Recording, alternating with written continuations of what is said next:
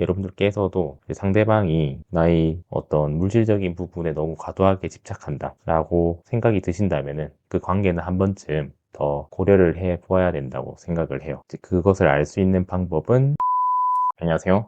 남자TV 이준석입니다. 오늘은 예비 신랑 세금 납부 내용을 조회한 국세청 직원에 대해서 한번 얘기를 해보도록 하겠습니다. 이거 당연히 불법이죠. 정보통신망법 위반인데 보나마나 유야무야 넘어갈 것임이 분명합니다. 그럴 수도 있지, 이렇게 넘어갈 것이 뻔한데요. 예비 시댁 재력 들여다봤다, 국세청 직원이 결혼 전에 뒷조사하다가 적발이 됐다고 하는데요. 혼인 전에 389명이 검사 사각지대를 이용했다고 하네요. 이거 제 생각인데 아마 남자가 걸렸으면 엄청 크게 당했을 것 같은데 아마 또 여자 직원이 했기 때문에 괜찮지 않을까라는 생각이 듭니다. 그러니까 이 정도는 귀엽지 뭐 하면서 넘어갈 가능성이 높다는 거죠. 어차피 너네 결혼할 거면 재산 다 알아야 되지 않니? 이런 식으로 넘어갈 거라는 거죠. 그러니까 이런 기사가 나와도 사실 이제는 더 이상 놀랍지가 않다라고 할 수 있겠습니다.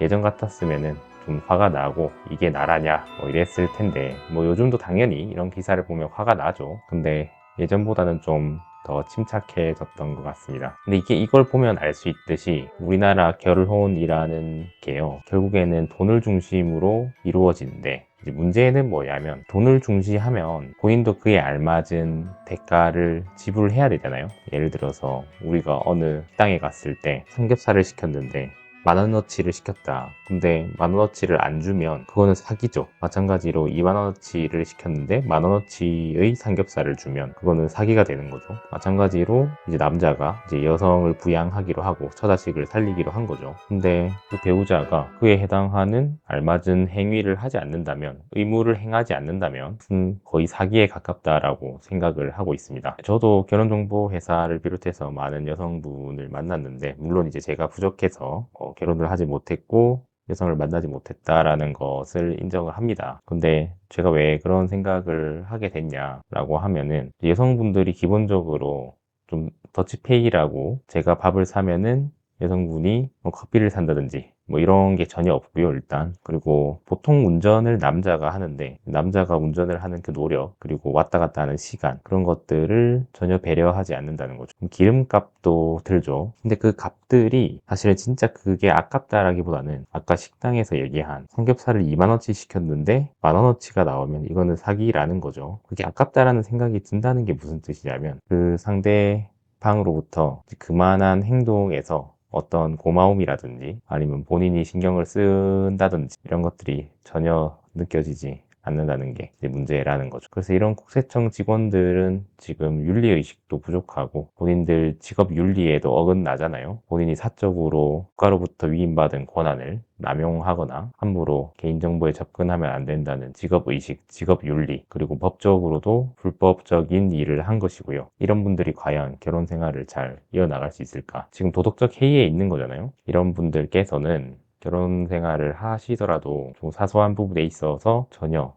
양심의 가책을 느끼지 못하실 분일 가능성이 높다고 생각이 됩니다. 그래서 빙산의 일각이라고 하죠. 이제 얼음 같은 경우에는 물에 떠 있는 부분이 물 아래에 있는 부분의 10% 정도밖에 안 되잖아요. 무슨 얘기냐면 겉으로 드러난 게 10%고 그 안에는 엄청난 90%의 마음이라는 것이 있는 건데, 지금 상대방의 재산이 아무리 궁금해도 그렇지 저런 식으로 탈법을 저지르면서까지 양심의 가책을 느끼지 않으면서 살아가는 사람에게는 드러난 것이 10%니까 그 안에는 더 지 못한 습성이 남아있을 것이라고 생각이 듭니다. 그리고 우리나라 결혼이 특히 심하다고 하잖아요. 전 세계의 사람들에게 인생에 있어서 가장 중요한 부분을 꼽아라고 한다면 보통 1위로 이제 패밀리, 가족을 뽑는데 우리나라만 거의 유일하게 물질적 가치를 1위로 두었다고 했죠. 무슨 얘기냐면 남편이 가져오는 돈이 더 중요하다, 사랑하는 마음이 전혀 없다는 거죠. 물론 모든 사람이 그렇다 이러는 건 아닙니다.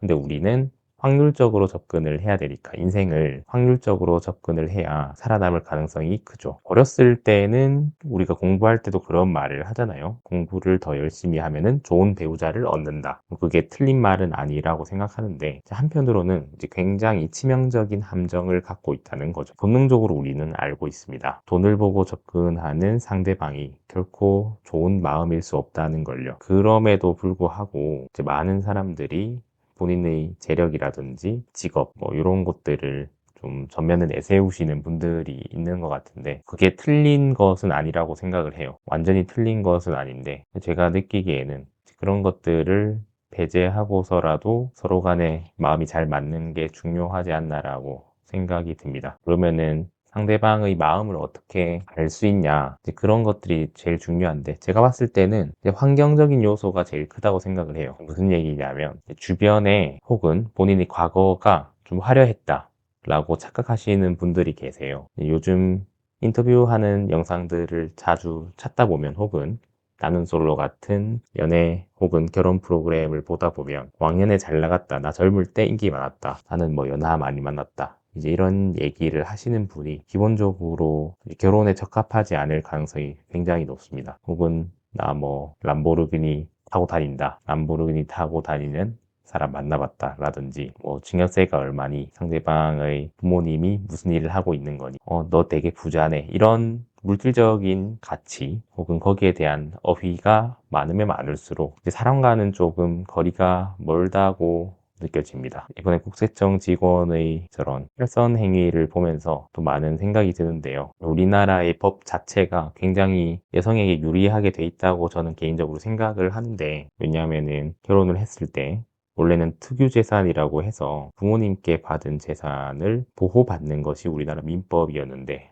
어느샌가부터 갑자기 특유재산이 인정이 잘 안 되어지는 것 같다라는 얘기가 슬슬 돌기 시작했죠. 그 뜻은 내가 부모님에게 받은 돈 역시 이혼을 했을 때 상대방이 가져갈 수 있다는 의미가 되어버리는데, 소위 얘기해서 유명하신 분들 많잖아요. 연예인들 중에서도 그렇고 운동선수 중에서도 그렇고 본인이 촬영을 한 날에, 그러니까 집에 있지 않았던 날에 갑자기 남편한테 폭행을 당했다라고 주장했던 분도 계시고, 그리고 매달 1,000만 원 이상의 생활비를 미국에 있는 처자식에게 보냈는데도 불구하고 결국에는 그 결말이 좋지 않았다라는 거죠. 결국에는 얼마나 서로 같이 있고 싶어 하는가, 시간을 보내고 싶어 하는가, 거기에서 물질적인 가치가 얼마나 배제가 되는가, 이런 것들이 상당히 중요한 요소라고 생각이 듭니다. 이번 국세청 직원이 만약에 내 예비 신부가 그런 일을 했다라고 하면은 물론 저도 쉽지는 않을 것 같은데